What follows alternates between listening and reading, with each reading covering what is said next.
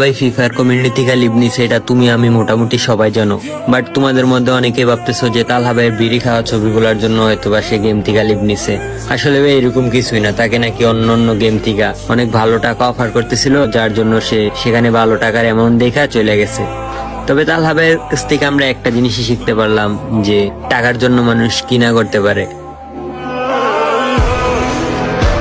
দেখো ভাই, পার্সোনাল ভাবে তোমার সাথে আমার কোনো পরিচয় নাই, এবং তুমি যে কথাটা বললে যে তালা ভাই নাকি টাকার জন্য পার্টনার প্রোগ্রাম থেকে বের হয়ে গেছে। আসলে ভাই তুমি হয়তো বা কালকে লাইভ স্ট্রিমটা দেখো নাই, যেখানে তালা ভাই নিজে বলে যে তোমরা একটা আমাকে চ্যালেঞ্জ দাও, ওটা আমি কমপ্লিট করব। সেখানে তার একজন সাবস্ক্রাইবার তাকে একটি চ্যালেঞ্জ দেয় যে লাইভে পাবজি মোবাইল ডাউনলোড দিয়ে খেলতে হবে।